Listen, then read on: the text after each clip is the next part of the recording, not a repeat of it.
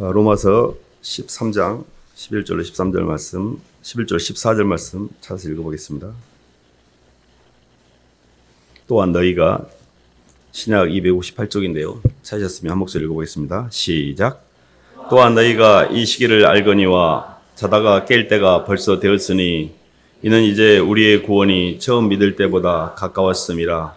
밤이 깊고 낮이 가까웠으니 그러므로 우리가 어둠의 일을 벗고 빛의 갑옷을 입자. 낮에와 같이 단정히 행하고 방탕하거나 술아치하지 말며 음란하거나 호색하지 말며 다투거나 시기하지 말고 오직 주 예수 그리스도로 옷 입고 정욕을 인하여 육신의 일을 도모하지 말라. 아멘. 박수로 하나님께 영광 돌리겠습니다. 말세를 준비하는 이제 성도의 자세라는 말씀 제목입니다. 말세라는 게 언제일까 다들 궁금해합니다. 또 말세는 어떤 증상이 있을까? 왜 우리가 또 말세를 준비해야 되는가? 이런 생각을 해보는데요. 통상 종말은 예수님의 초림과 재림 사이를 종말이라고 합니다. 예수님이 초림에 오셨을 때 이미 종말의 시간표는 착각 진행이 되고 있고요. 그 종말의 끝자락을 우리가 보통 말세라고 합니다. 그래서 말세가 언제일지 주님이 오실 때는 도적처럼 오기 때문에 우리가 때와 기한에 관해서는 우리 영역이 아닙니다. 그럼에도 불구하고 우리가 그를 알 수 있는 영역이 있습니다. 그래서 성경 말씀을 통해 주님이 오시는 때가 어느 때쯤이며 그때 어떤 현상이 일어나고 또 주님이 오신 이후에 어떤 것들이 일어날지를 알고 준비하는 사람들이 있고 언제 어쩐지 모르면서 술 먹고 먹고 마시고 장가가면서 노아의 방주처럼 사람들이 이미 임박한 진노와 하나님의 이 진노가 이미 임했음에도 불구하고 그걸 깨닫지 못하고 가는 경우가 있거든요. 그래서 사실은 우리가 이렇게 굉장히 편안한 삶을 사는 것은 중요하지만 깨어서 근신하고 깨어서 하늘나라를 준비하는 것과 그냥 이렇게 시간이 흘러가는 것과 좀 다릅니다. 그래서 오늘은 그런 말씀을 좀 함께 나누기 원하는데요. 로마서 11장 한번 읽어볼까요? 앞에 좀 넘기면 11장 25절 말씀 읽어보겠습니다.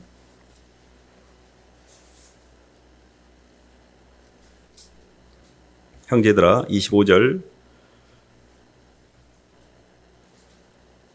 26절까지 한번 읽어보겠습니다. 형제들아 시작.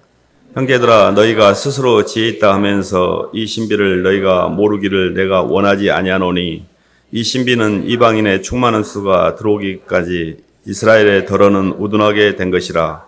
그리하여 온 이스라엘의 구원을 받으리라. 기록된 바 구원자가 시온에서 오사 야곱에게서 경건하지 않은 것을 도리시키시겠고. 거기까지 읽겠습니다. 그리고 마태복음 24장도 한번 읽어보겠습니다. 앞쪽에.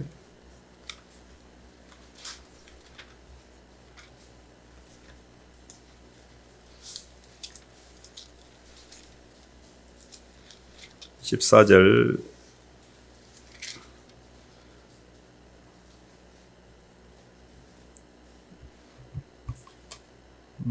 10절 9절부터 한번 14절까지 읽겠습니다. 9절부터 14절까지 읽어서 그때의 사람들이 시작. 그때의 사람들이 너희를 환난에 넘겨주겠으며 너희를 죽이리니 너희가 내 이름 때문에 모든 민족에게 미움을 받으리라.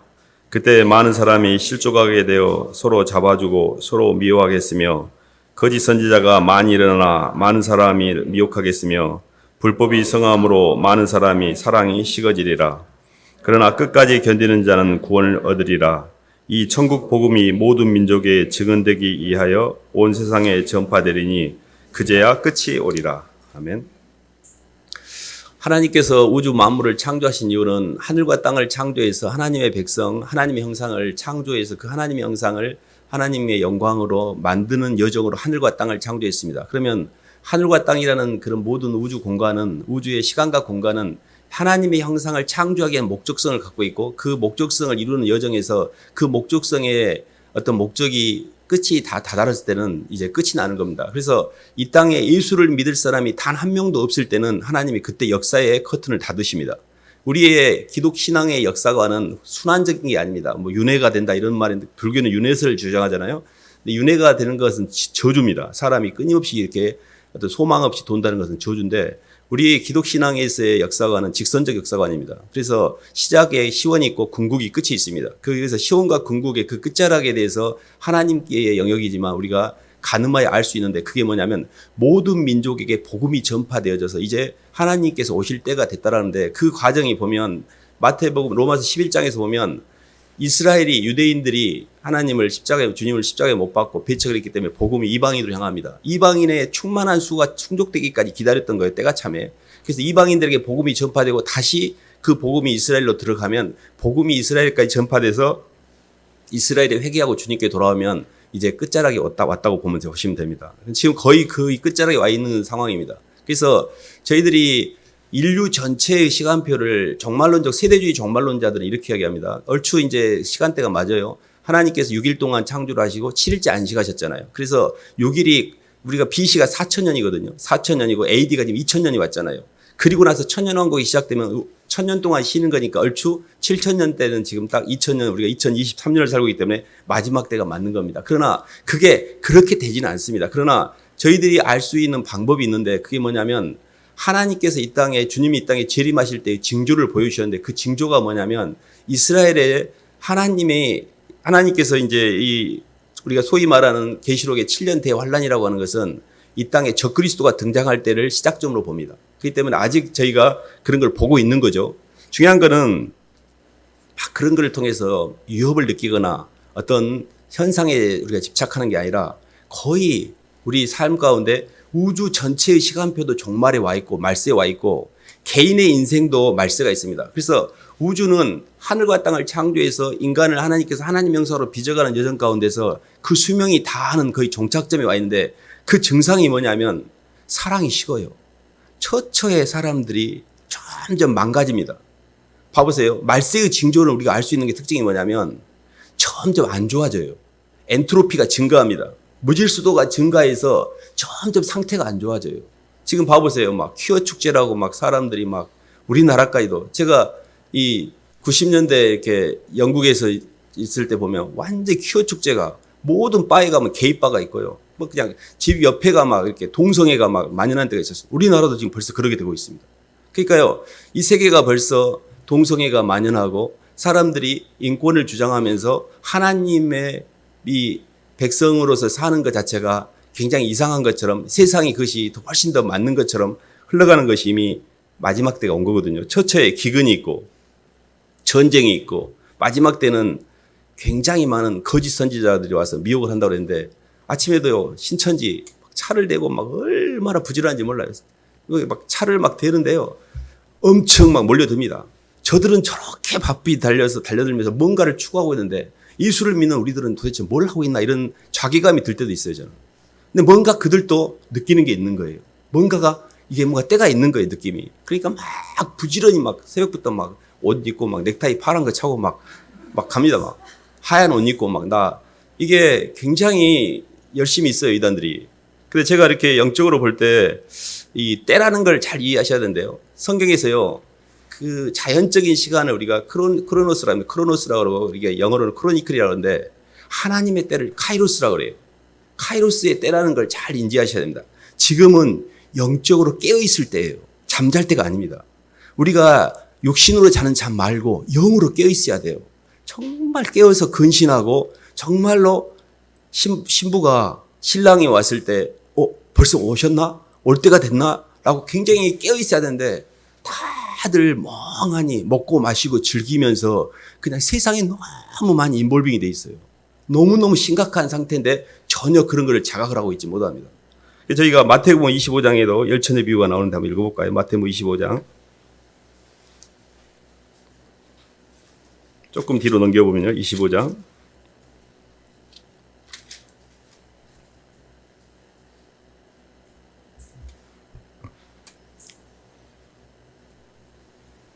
(11절부터) 13절까지만 아는 내용이니까 읽어보겠습니다. 그 후에 남은 처녀들이 와서 시작. 그 후에 남은 처녀들이 와서 이르되 주여 주여 우리에게 열어주소서. 대답하여 이르시되 진실로 너희에게 이르노니 내가 너희를 알지 못하노라 하였느니라. 그런즉 깨어있으라. 너희는 그날과 그때를 알지 못하느니라. 아멘. 천국은 이렇게 열처녀 비유 가운데 이렇게 등을 들고 신랑을 맞으려고 나간 그런 열처녀가 같다고 그랬는데 5처녀는 등과 기름을 충분히 가지고 주님이 오실 걸 예비했고요. 5처녀는 등은 준비했지만 기름이 부족해서 야, 기름이 떨어지니까 내 것 좀 나눠줄래? 그러니까 아니, 너 나눠줬다가 우리까지 부족할 것 같다. 가서 기름 준 자에게 사가지고 와. 그래서 그 기름을 사러 간 사이에 신랑이 와서 신랑의 혼인잔치 문이 닫히고 다섯 처녀가 밖에 들어가지 못합니다. 이게 어떤 의미냐면 영적으로 하나님의 날을 올 거를 예비를 하고 기다려서 준비한 사람들은 그 하나님의 길을 통과하지만 계속 세상 가운데 사실 이제 저희들이 우주의 종말이라는 것은 우리의 영역이 아닙니다. 하나님 영역이에요. 근데 개인의 종말은 우리 영역입니다. 저는 이 말세라는 게 우주에게만 오는 게 아니라 개인에게도 말세가 옵니다. 개인의 말세가요. 봐보세요. 사람들이 의식이 세상형에게 묶여가지고 거짓의 압인 세상형을 따라서 세상의 성공과 세상의 권력과 세상의 욕망과 세상 것들을 즐기면서 거기에 잡혀있고 거기에 온통 몸의 운동력이 중독되어 있고 온통 몸의 운동력이 하나님을 위해 움직일 운동력도 없고 욕망 때문에 계속 몸이 그걸 끌려간다면 이미 이 사람은 말세가 오고 있는 거예요. 말세라는 건 뭐냐면 더 이상 의식이 하나님을 향하지 않고 운동력이 더 이상 선택을 하지 못하고 수동적인 끌림과 세상의 영 때문에 완전히 거기에 묶여서 근심, 걱정, 염려와 눌림과 불안과 두려움 가운데 묶여버린 상태예요. 이 상태가 오면 이미 개인의 말세가 온 거예요. 요즘에 20대, 30대 젊은 친구들이 희망이 없습니다. 아니, 모두가 그런 건 아닙니다. 그러나 그들이 술에 취하고 마약에 취하고 성에 취하고 그러면서 계속 극단적인 나중에 너무너무 인생 희망이 없으니까 그냥 목숨을 그냥 끊는 것이 그나마 내 인생의 존엄성을 지키는 마지막 방법이라는 그런 느낌 정도로 해서 죽는 경우도 많습니다. 희망이 안 보여요. 그러니까 땅에서 봐보세요. 땅에서 우리가 갖고 있는 이 모든 것에 사람과 돈, 이 두 개를 쫓고 있거든요. 돈과 사람밖에 없어요. 돈을 쫓는 것은 세상을 쫓는 것이고 성공을 하려는 거예요. 근데 그 돈을 쫓는 그 핵심이 뭐냐면 돈은 허상입니다.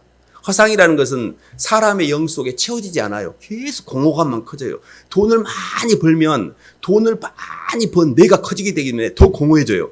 권력을 많이 가지면 그 포지션이 올라갈수록 더 허우대가 커지기 때문에 더 마귀들이 많이 들어오게 돼요. 그래서 돈과 권력을 내가 많이 가질수록 내 영혼은 점점 공허해집니다.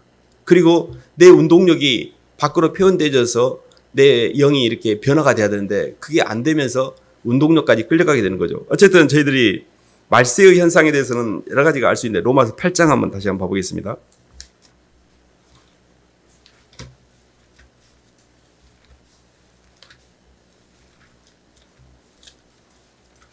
(42절로) (44절) 말씀 읽어보겠습니다.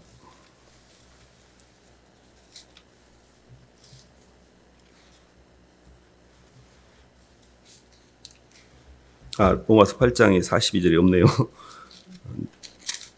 제가 잘못 찾은 것 같습니다. 로마서가 아니고 다른 것 같은데요. 제가 그냥 인용하겠습니다. 요한복음인 것 같습니다. 요한복음 8장을 봐보겠습니다.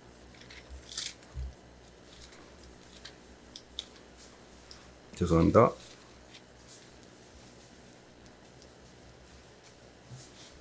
(42절로) (44절) 요한복음 8장. 예수께서 이르시되 찾으셨으면 한 목소리 읽어보겠습니다. 시작. 예수께서 이르시되 하나님이 너희 아버지였으면 너희가 나를 사랑하였으리라. 이는 내가 하나님께로부터 나와서 왔음이라. 나는 스스로 온 것이 아니요 아버지께서 나를 보내신 것이니라. 어찌하여 내 말을 깨닫지 못하느냐. 이는 내 말을 들을 줄 알지 못함이로다. 너희는 너희 아비 마귀에서 났으니 너희 아비의 욕심대로 너희도 행하고자 하느니라. 그는 처음부터 살인한 자요 진리가 그 속에 없으므로 진리가 서지 못하고 거짓을 말할 때마다 제 것으로 말하나니 이는 그가 거짓말쟁이요 거짓의 아비가 되었음이라. 내가 진리를 말함으로 너희가 나를 믿지 아니하는도다. 네, 거기까지 하겠습니다. 이게 이제 하나님의 말씀이 우리에게 이렇게 임했을 때 세상형 마귀는 그 말이 들리지 않아요. 왜 이렇게 많은 사람들이 예수님의 사랑을 이야기하고 그 사랑을 이렇게 사랑에 응답하는 인생, 하나님의 사랑에 응답을 해야만 영이 열리거든요. 근데 왜 그게 안 되지? 왜 그 말을 못 알아듣고 온통 모든 게 땅에 묶여 있어요. 돈에 묶여 있고 사람에게 묶여 있고 자기 문제에 묶여 있어요. 근데 하나님이 그 문제를 통해서 주시고자 하는 더 뒤에 있는 더 큰 거는 보지를 못하는 거예요. 그러니까 모든 만물과 만사는 내 영을 구원하기 위한 하나님의 선물입니다. 그 속에서 하나님의 사랑을 봐야 되는데 하나님 사랑은 없고 계속 문제만 보는 거예요. 못 알아듣는 거예요. 못 알아들어 한마디로. 근데 왜 이렇게 못 알아듣지? 근데 우리가 마귀에게 잡혀있다는 이야기입니다. 세상형 마귀는 거짓의 원조입니다.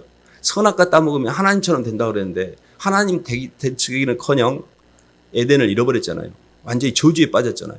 인과율의 저주라는 게 굉장히 무섭습니다. 지옥이 뭐냐면 인과율의 저주에 풀지 못하는 거예요. 지금 사시는 동안에 사람에게 상처받은 거, 환경에서 내가 열심히 했는데 내가 왜 이것밖에 안 된 거야? 세상에서 내가 인정받지 못하고 유린되는 거. 사람은 영을 담는 그릇이고 사람은 영적 존재이기 때문에 뭔가로부터 영의 지지를 못 받으면 공허해져요. 그래서 나중에 하나님 영이 안 차면 마귀한테라도 받아야 돼요. 그 마귀가 뭐냐면 계속 내 욕망을 위해 사는 거예요. 계속 내가 내 중심성을 갖고 있는 거예요, 이거를. 그래서 이 정욕을 인하여 육신의 일을 도모하지 말라고 그랬는데 계속해서 내 정욕이라는 건요, 하나님의 창조에 들어가지 않는 유일한 부산물이 정욕입니다. 정욕은 내 욕망을 이루기 위해서 환경과 사람을 컨트롤하는 걸 정욕이라고 그래요.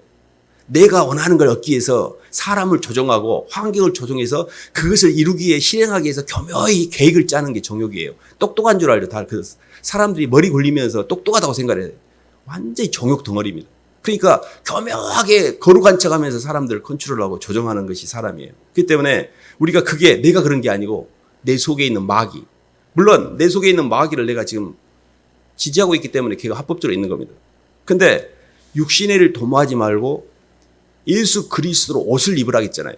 근데 예수님으로 옷을 입고 육신의 정욕을 내가 버리는 과정에서 우리는 여러 가지 신앙의 체험을 하게 됩니다. 저희가 요셉의 예를 들어보면 요셉이 이렇습니다. 요셉이 이렇게 아버지가 어렸을 때 예뻐가지고 요셉한테 예쁜 색동저고리를 입혀줍니다. 색동저고리가 일종의 채색 옷이죠. 저희들도 어렸을 때 많이 100일 때라든지 돌 때 이렇게 이쁜 옷 입고 사진 찍잖아요. 근데 하나님께서는 그 요셉의 인생을 통해서 우리의 삶을 보여주십니다. 그 다음에 요셉이 입었던 옷이 노예 옷이었어요. 노예로 삽니다. 그리고 나서 그가 감옥에 가서 죄수 옷을 입어요. 그리고 바로의 총리가 됐을 때 바로가 요셉에게 세마포 옷을 입혀줍니다. 세마포 옷이 우리가 입을 성도의 옷이거든요. 계시록 19장에 보면 세마포 옷은 성도의 거룩한 행실이라고 그랬어요. 우리가 거룩한 예수 그리스도로 옷 입는 것은 세마포의 옷을 입어야 됩니다. 근데 우리는 지금 어렸을 때는 채색 옷을 입고 지금은 노예 옷을 입고 계셔요. 그리고 죄수의 옷도 입고 계십니다. 근데 예수님의 세마포의 옷이 없어요. 봐보세요. 의사인지 간호사인지 그 사람이 군인인지 옷을 보면 압니다. 저 사람이 일하다 온지 파티에 갔다 온지 옷을 보면 압니다. 옷을 벗고 가면 수치를 당합니다. 옷은 내 영혼에 내 내면에 있는 것들을 덮어주기도 하지만 나를 표현하는 수단이기도 합니다. 근데 내 인생을 통해서 예수 그리스도의 향기가 나고 예수님이 나를 통해 표현되면 이 사람은 그리스도의 세마포 옷을 입고 있는 자예요. 근데 끊임없이 내 속에서 나오는 것이 죄수의 옷, 노예의 근성, 그리고 계속 내 자랑하는 어린 시절의 색동옷 이런 것만 입고 사는 사람이 있어요.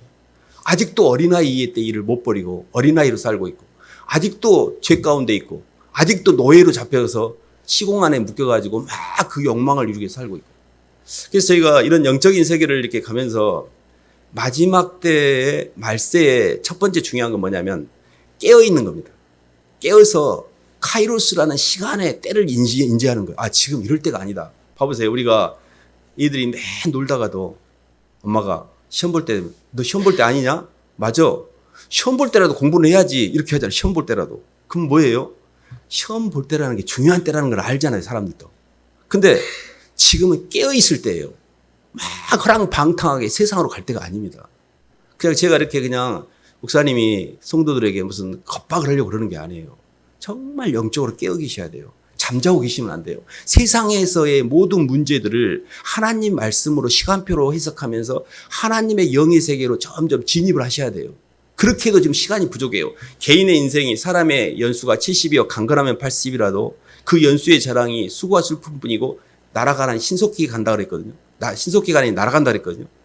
80을 두고 본다면 개인에 따라서 우리가 내 창조를 완성하는 시간표가 많이 부족할 수 있습니다.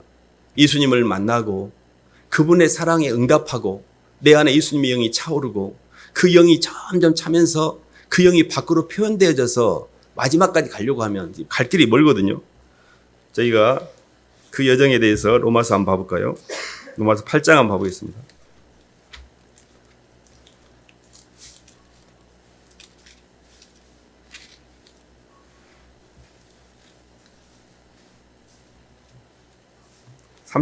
30절, 29절, 30절 한번 읽어보겠습니다. 하나님이 미리 아신 자들을 시작. 하나님이 미리 아신 자들을 또한 그 아들의 형상을 본받게 하기 위하여 미리 정하셨으니 이는 그로 많은 형제 중에서 맏아들이 되게 하려 하심이니라. 또 미리 정하신 그들을 또한 부르시고 부르신 그들을 또한 의롭다 하시고 의롭다 하신 그들을 또한 영화롭게 하셨느니라. 아멘. 하나님의 창조의 섭리가 개인 가운데 이렇게 되어 있습니다. 미리 정하셨다는 게 예정이거든요. 미리 아셨다는 게 예지거든요.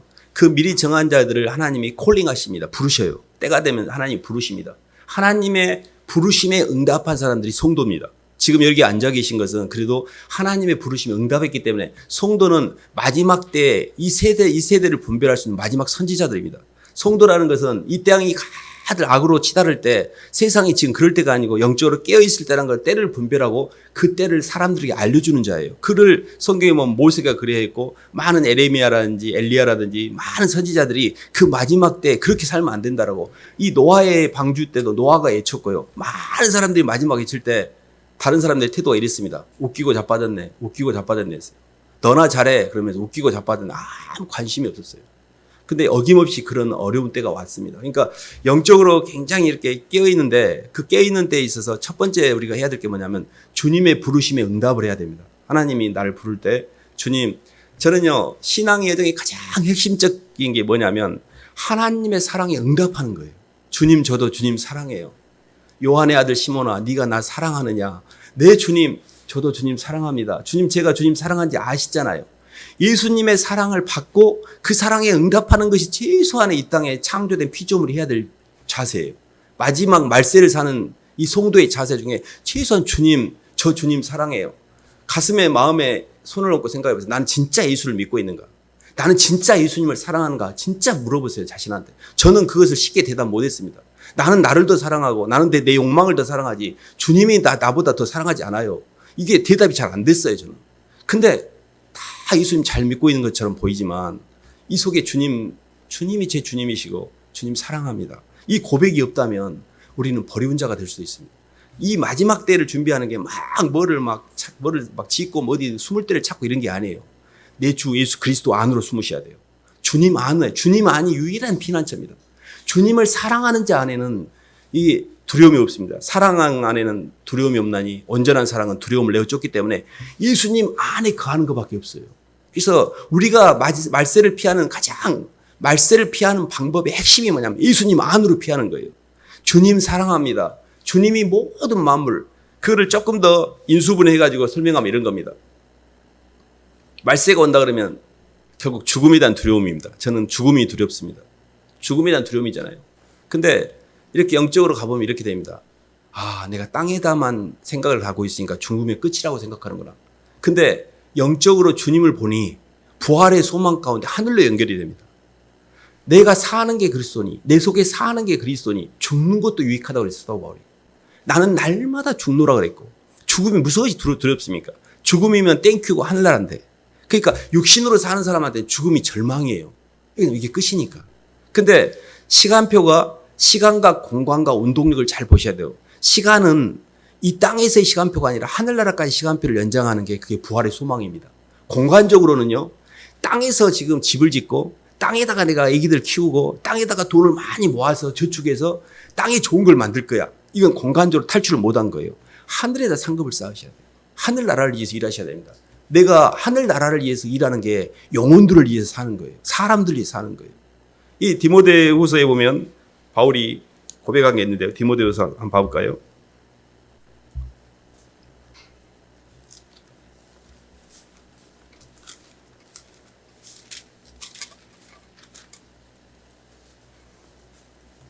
디모데후서 4장 7절, 6절도 8절까지 읽어보겠습니다.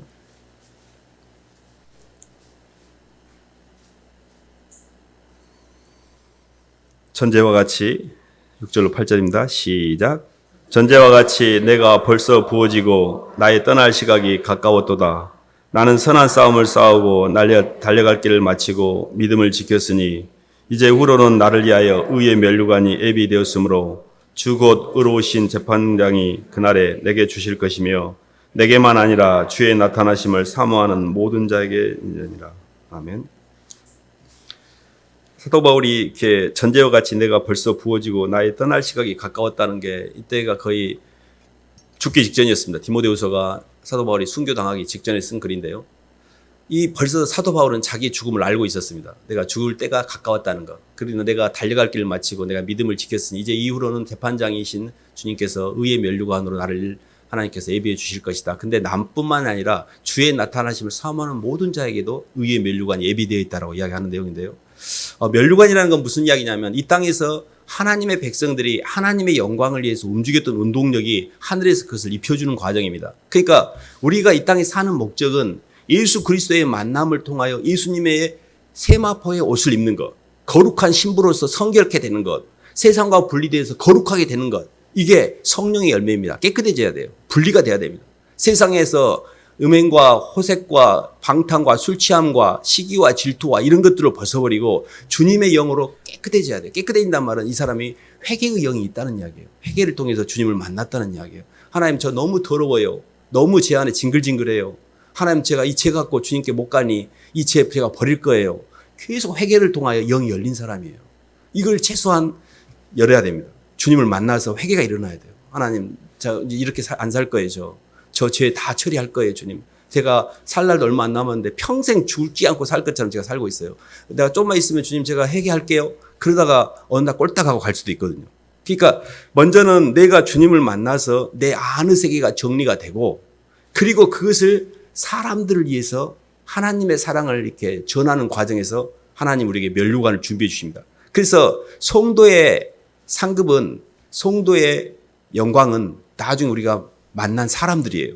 그래서 많은 사람들을 이렇게 의로운 대로 옳은 대로 돌아오게 한 자는 하늘의 별과 같이 빛이 난다는 말이 면류관을 이야기하고 있습니다. 그래서 하나님께서는 이 땅에서 우리를 하나님의 형상으로 빚어줄 뿐만 아니라 하늘나라에서도 우리에게 존귀와 영광의 면류관을 얻도록 하기 위해서 천사 목회라는 목회의 맛, 하나님의 이 주권을 약간 우리에게 맛보기로 쉐어링하는 거예요.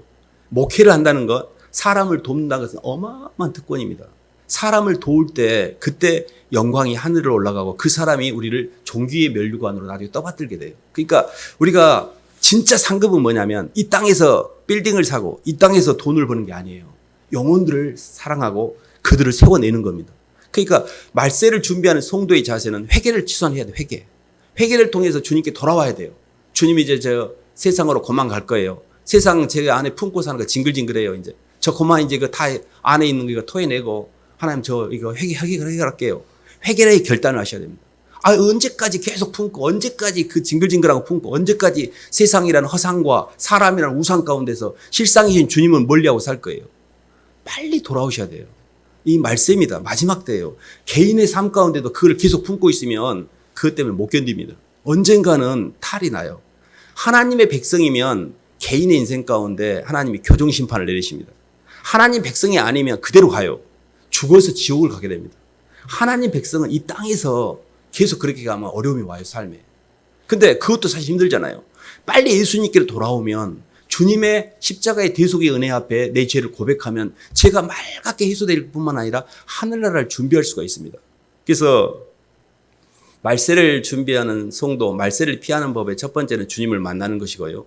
두 번째는 사람에게 집중하는 것입니다. 그 사람에게 집중한다는 게 어떤 거냐면 내게 하나님이 붙이신 사람들을 소중히 여기는 거예요.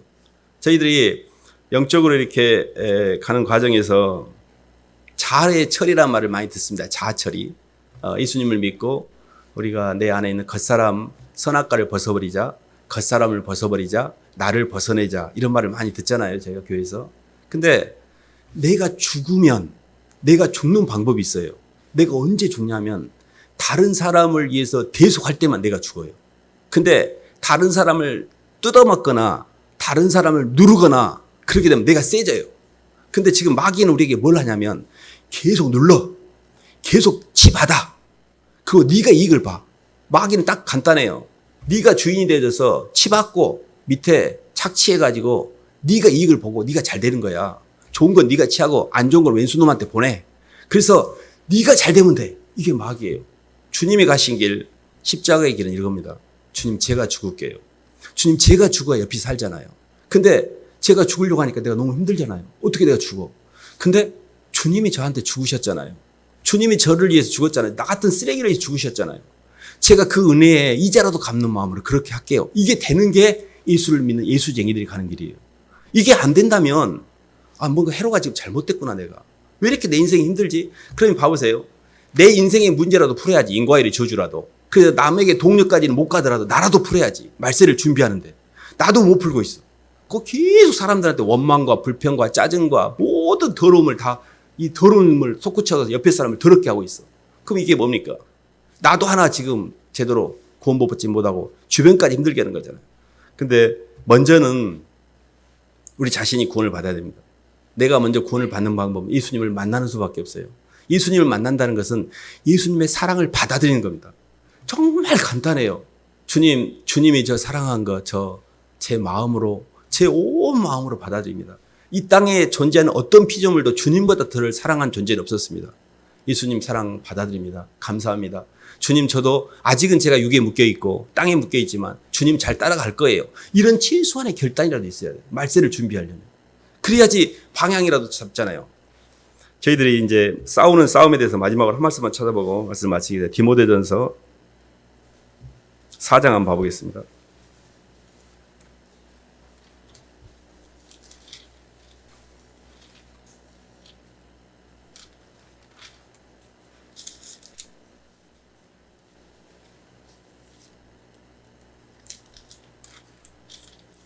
제가 아까 로마서 6장인데 잘못했습니다. 로마서 6장 한번 봐보겠습니다.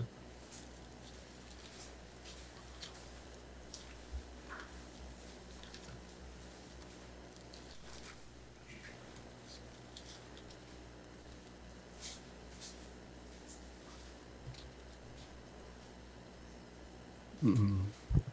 10절, 17절인데 죄송합니다. 이거 제가 잘못 적어가지고.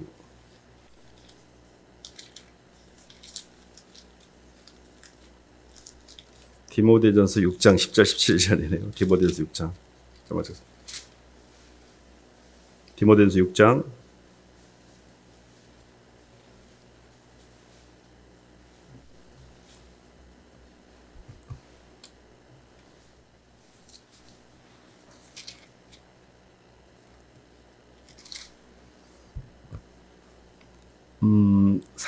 3절부터 10절까지 한번 읽어보겠습니다. 누구든지 다른 교훈을 하며 시작.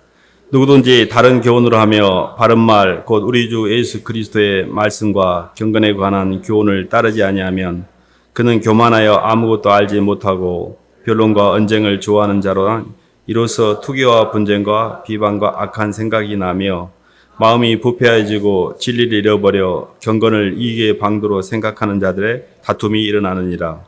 그러나 자족하는 마음이 있으면 경건은 큰 이익이 되느니라. 우리가 세상에 아무것도 가지고 온 것이 없음에 또한 아무것도 가지고 가지 못하리니 우리가 먹을 것과 입을 것이 있은즉 족한 줄로 알 것이니라. 부하려는 자들은 시험과 올무와 여러 가지 어리석고 해로운 욕심에 떨어지나니 곧 사람으로 파멸과 멸망에 빠지게 하는 것이라. 돈을 사랑함이 일만하게 뿌리가 되나니 이것을 탐내는 자들은 미혹을 받아 믿음에서 떠나 많은 근심으로 자기를 찔렀도다. 아멘. 말세를 피하는 방법의 마지막 단계를 이렇게 설명을 좀 하고 있는데요. 사람이 종말을 피하면 예를 들어 이런 겁니다. 돈을 벌려고 했던 사람이 사업을 하다가 망해가지고 돈이 부채가 너무 많으면 그걸 감당하지 못하고 이렇게 극단적 선택을 하잖아요. 근데 그 사람이 이렇게 생각해 볼 수도 있습니다. 이 말바구 시장에 가지고 배추 장수라도 할 수 있으면 죽지 않습니다. 근데 그 사람이 왜 죽냐면 못 내려가니까 죽는 거예요. 자기 자신이 운동력이라는 것은 내려갈 때 운동력이 생기거든요. 우리가 왜 이렇게 인생이 힘드냐면 못 내려가니까 그런 거예요. 그래서 사람은 내려가는 게 능력입니다. 올라가는 게 능력 아니에요. 이 바퀴벌레나 개미나 모든 짐승들은 다 올라갑니다. 근데 내려가는 건 사람만 내려갈 수가 있어요. 모든 사람이 불이 나면 다 밖으로 도망가지만 사람은 불구덩이로 뛰어들어갑니다. 왜냐하면 가치가 있기 때문에. 나를 죽여서라도 살릴 대상이 있기 때문에 반대로 움직여요. 그렇기 때문에 내려가는 것은 짐승들이 하는, 올라가는 건 짐승들이 하는 짓거리고요. 내려가는 것만 하나님 백성이 하는 짓거리예요. 하는 행동입니다. 무슨 이야기냐면 내려갈 때 능력이 발생해요. 하나님께서 하늘 보좌를 버리시고 우주의 저 음부까지 내려오셔가지고 그 음부에 있는 모든 사람을 다시 데리고 올라가셨어요. 그것이 뭐냐면 우주의 피스톤을 돌린 겁니다. 내려갈 때 올라감으로 말미암아 충만이 이 땅에 들어오는 거거든요. 영적으로 볼 때 말세를 준비하는 최고의 좋은 방법은 겸손하는 거예요. 절대 교만하시면 안 됩니다. 교만은요, 패망의 선봉이라는 게, 교만이 뭐냐면 아직도 내 목에 힘주고 내 힘으로 살려고 힘주고 있는 거예요. 주님을 인정하지 않는 게 교만입니다. 교만은 개인적인 거라기보다는 관계적 개념입니다. 하나님을 인정하지 않는 거예요. 내가 대장돼서 하는 거예요. 하나님도 막 따따붙어 하는 사람이 교만한 겁니다. 그는 아직 예수님을 못 만나서 그런 거죠. 그래서 굉장히 낮아지는 게 굉장히 중요하고요. 항상 직장이건 가정이건 사회건 간에 위에 있는 구조를 따라 나를 낮추셔야 돼요. 사람들이 볼 때 내 위에 있는 상대는 나를 누르는 존재라고 인정하기 때문에 보통은 일반적으로 대적하고 싶은 마음이 올라와요. 자식들은 부모한테 대적하고, 성도는 목사님을 대적하고 싶고, 또 밑에 있는 남편이 아내나 자녀는 남편을 대적하고 싶어 해요. 근데 그렇게 가면 영이 해소가 안 됩니다. 죽지 않아요. 자아는 자아를 통해서만 죽게 해놓으셨어요. 근데 그 자아를 죽이는 방법이 구조예요. 왜 자꾸 구조를 강조하냐면 이걸 죽일 수 있는 방법이 구조밖에 없기 때문에 그러는 거예요. 삶의 자리에서 나를 낮추려고 하면 내가 낮아질 수 없기 때문에 나보다 높은 사람에게 고개를 숙여야 돼요. 나는 못 낮아져도 누군가를 높이면 상대적으로 내가 낮아지게 되니까 마음이 편안해지는 거예요. 그래서 하나님 죄송해요 하고 고개만 숙여도 쑥 꺼져요. 화가 막 나 있어. 막 건들기만 하면 터질 직전이야. 막 화가 나 있어. 주님 죄송해요. 쭉 빠집니다. 그래서 굉장히 저는 말세를 준비할 때 근신하다가 뭐냐면, 봐보세요. 뭔 잘못을 저질렀어요. 그럼 너 일주일 동안 근신, 외출 금지 이러잖아요. 그러면 그 어느 때보다도 조심한다는 뜻이에요. 그잖아요. 조심하고 자기 행동을 조심하는 거예요. 살짝이라도 깨어있는 거예요. 오만하게 나오거나 너무 방자하게 내가 태도가 안 나오도록 조심하고 있는 거예요. 근신하라고 했잖아요. 성경은. 근신해서 깨어있으라고 했잖아요. 근데 뭐 세상에 하나님은 없고 세상 어디 종말이 있어, 그런 것이 있어, 내 마음대로 살 거야 하고 막 해집고 다니는 거예요. 이게 이제 말세가 온 거죠. 그러니까 첫 번째는 계속해서 나를 낮추는 거고요. 두 번째 방법은 이겁니다. 끊임없이 내 삶의 동력을 남에게 주는 거예요. 모든 동력이요, 1,000원이 있어요. 1,000원을 남에게 쓰면 가치가 발생합니다. 근데 내가 먹으면 똥이 돼요. 나한테 들어오는 것은요, 가치가 발생하지 않아요. 그래서 모든 동력을 남을 위해 쓰셔야 돼요. 그럴수록 내 속에 있는 내 자아는 빠져나가요. 그러니까 뭐를 지금 말씀드리냐면 내 자아를 죽이는 법을 말씀드리는 거예요. 근데 그 죽이는 것은 주님의 구조에 굴복이 돼 있고, 기본적으로, 그리고 하나님이 내게 붙이신 사람의 구조 가운데 그 구조가 완성이 되어야만 자아가 해체되는 거예요. 그래서 영적으로 이게 굉장히 지혜로운데 이거를 깨달으면 영이 열리십니다. 봐보세요. 요즘에 저는 TV에 잘 안 보는 편인데 가끔 개를 다루는 프로그램 보면 개는 훌륭하다 뭐 이런 게 있더라고요. 근데 개가 위치를 못 찾잖아요. 주인의 위치가 있어요. 물어뜯었어, 주인을. 근데 이 개가, 그 훈련사가 이야기하는 거 보면 지 위치를 모르고 얘도 엄청 스트레스를 받고 있는 거래요. 근데 얘를 지 위치로 보내잖아요. 편안해. 아까 걔하고 이게하고 이렇게 달라졌대? 깜짝 놀랄 만큼 편안해져요. 지금 사람들이 자기 위치를 못 찾으니까 막 부항부항 올라가지고 막 너무너무 힘든 거예요. 자기 위치로 돌아가잖아요. 편안해요. 아내는 남편 아래의 위치로 들어가야 됩니다. 그게 열등이 아니에요. 남편의 선을 넘으면 여자는 그때부터 행복 끝이에요. 여자가 남편을 주도하고 남편을 모든 걸 결정하잖아요. 그러면 그때부터 남편이 시원찮게 보여요. 그러면서 인생 전체가 꼬이기 시작합니다. 그것이 마귀가 역사하는 통로가 돼요. 이게 왜 그렇게 중요하냐면, 막 남자는 여자를 막 순종하라고, 또 아내는 이게 아니에요. 순종과 대속은 사랑의 표현이지 사람을 억지로 순종시키는 게 아니에요. 남편이 어떻게 아내를 순종시킵니까? 안 돼요. 그렇게 하는 게 아닙니다. 하나님의 말씀의 원리를 통해서 성령에 임재한 사람이 스스로 내려가는 거예요. 스스로. 이게 절대 말로써 상대방을 강요하는 것은 그런 순종과 대속이 아니에요. 제가 이렇게 말씀을 공부하다 보면 어떤 분이 부부싸움을 하고 왔어요. 목사님이 아내는 남편한테 순종하라는데 아내가 집에 가는데요, 제가 밥 좀 차려주라는데 밥도 안 차려줘요. 순종 안 한다고 막 그걸 이야기해요. 근데 그걸 잘못 이해한 거죠. 순종과 대속은 상대를 향하여 내 동력을 쓰는 거예요. 순종은 뭐냐면 당신을 높이기 위해서 내가 내려가는 거예요. 저는 이수님을 생각합니다. 이수님이 하늘아버지를 너무 높이기 위해서 스스로 내려오셨어요. 그리고 하나님께서는 당신의 모든 동력을 자기 걸로 취하지 않고 아들을 위해서 아낌없이 주었잖아요. 이게 하나님이 영적으로 구조를 따라 역사하는 통로입니다. 그래서 저희들이 마지막 이렇게 때를 준비할 때 삶 속에서 끊임없이 나를 부인하면서 자아를 처리하면서 내 동력을 남에게 주고 있고, 그래서 예수님을 만나서 회개하고 그 회개에 합당한 열매로서 삶의 틀어진 위치들을 제자리로 돌려놓는 것, 이게 말세를 준비하는 성도들이 갖는 자세이고 말세는 피하는 방법입니다. 그럼 어떻게 되냐면 이렇게 됩니다. 내 마음이 시간과 공간에 관여는 하고 있는데 시간과 공간하고 아무 상관이 없게 돼요. 이미 영이 열렸기 때문에, 하늘나라가 열렸기 때문에 이 자아가 다 죽은 거예요. 자아가 죽지 않았기 때문에 힘든 거예요.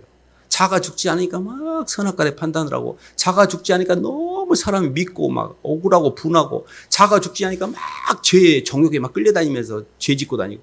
이게 뭐예요? 지정의가 하나도 다 통과가 안 돼 있어요. 생각도 막혀 있고, 마음도 막혀 있고, 동력도 막혀 있고. 이게 말세로 가고 있는 겁니다. 개인의 말세는 지정의가, 마귀가 잡아본 게 개인의 말세고, 우주의 말세는 모든 하늘의 권능이 흔들려요. 하나님 말씀이 통과가 안 되니까. 모든 사람이 하나님 말씀을 안 들어요. 예수 믿는 게 이렇게로 힘든 세상이 돼버렸습니다. 80년대 제가 전도를 해보면 그 자리에서 예수님을 믿어요. 눈물로 회개하는 사람을 봤습니다. 요즘에는 몇 년을 갖고 공부를 시켜도 돌아오는 사람이 없습니다. 얼마나 그 3, 40년 사이에 악해졌는지 모르겠어요. 그걸 피부로 느낍니다. 와, 정말 영이 많이, 성령이 많이 이렇게 떠나신 겁니다. 그래서 저희들이 볼 때 이렇게 그냥 사는 게 아니고, 우리는 이 땅에 하나님이 보내신 목적이 있고 이 땅에 사는 동안에 이루실 해야 될 일이 있습니다. 그래서 이렇게 정리하시면 됩니다. 예수님 만나고 예수님의 사랑을 받아들이고 그 사랑에 응답하고 그 사랑을 여러분에게 좀 전달하고, 이렇게 해서 주님을 만나서 주님을 사랑하고 주님 때문에 영혼들을 사랑하고, 이러면 이 땅에 온 창조 목적을 다 이루시는 거예요. 주님 사랑과 영혼 사랑, 이것밖에 없습니다. 그래서 이 마지막 때 정말 귀하신 분들입니다. 이 마지막 때 이런 영적인 세계를 알고 있는 한 분 한 분이 너무 귀해요. 마지막 때를 사는 성도들은 선지자들입니다. 정말 하나님이 부르셔서 때가 되면 우리를 쓰실 거예요. 그러니까 나를 잘 준비하셔야 됩니다. 나는 정말 예수님을 만나고 있는가? 또 예수님의 은혜를 누리고 있는가? 그 예수님의 은혜에 빚진 마음으로 하늘을 준비하고 있는가? 이런 부분들 잘 살피시면서 잘 따라가시기를 주님의 이름으로 축원합니다. 하나님 아버지, 감사를 드립니다. 하나님, 저희가 아직도 미련하여 때가 어느 때인지 때를 분별하지 못하고 저희의 정욕 가운데 잡혀서 살고 있는 저희를 하나님 보시고, 그럼에도 불구하고 긍휼히 여기시고 어떻게 하든지 주님의 사랑으로 인도하시고자 이렇게 애를 쓰시니 감사를 드립니다. 하나님, 먼저는 주님의 사랑을 저희들이 받아들이길 원합니다. 누구보다도 저희를 사랑하셨던 예수님, 십자가에서 당신의 목숨을 거저 내어줄 만큼 저희를 살리기 위해서 스스로 우리 자신을 변호하기 위해서 당신이 억울함을 입술로 닫고 하나님 변호하지 않았던 주님, 그 주님의 사랑에 빚진 자들로 저희들은 살고 있습니다. 주님, 그 사랑을 진심으로 받아들이게 도와주시고 그 사랑이 저희 속에 느껴지게 도와주시고 그 사랑에 조금이라도 표현되는 그 표현을 통해서 저희 삶이 온전케 될 수 있도록 인도하여 주시옵소서. 예수님 이름으로 기도드립니다.